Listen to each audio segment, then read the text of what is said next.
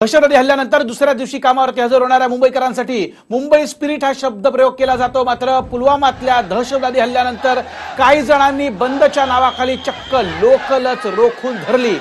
शहीद जवानांचा पार्थिव त्यांच्या मूळ गावी थोड्याच वेळात पोहोचेल आणि त्याच वेळी सर्वसामान्य लोकांमधून आपल्याला माहिती संतापाची भावना आहे। मात्र लोकल कशा प्रकारे अडवण्यात आली, थांबवण्यात आली ते आपण बघतोय।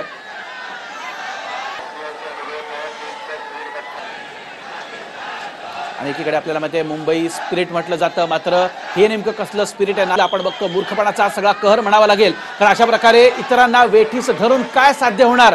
तीव्र भावना आहेत, समजू शकतो, चीड आपण समजू शकतो, मात्र आपणच आपल्या लोकांना अशा प्रकारे वेठीस धरायचं, त्रास द्यायचा हा कुठला निषेध आला, हा सगळ्यात मोठा प्रश्न आहे।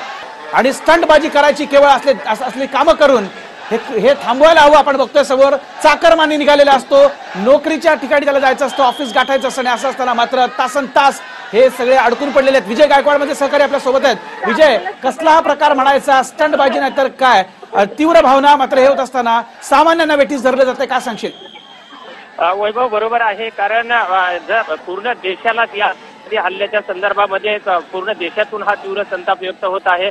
पण कुठे ना कुठेतरी नालासोपाऱ्यामध्ये ही जी हुल्लडबाजी सुरू आहे, कारण सकाळी 8 वाजल्यापासून या ठिकाणी ही ट्रेन बंद करण्यात आलेली आहे। कारण आपल्याच देशातले हे नागरिक आहेत आणि आपल्याच देशातल्या नागरिकांना कुठेतरी वेठीस धरल्या जात आहे, अशा सुद्धा एकंदरीत या परिस्थितीवरून समोर येत आहे। सकाळी 8 वाजल्यापासून नालासोपारा स्टेशनमध्ये रेल्वे रोको सुरू आहे।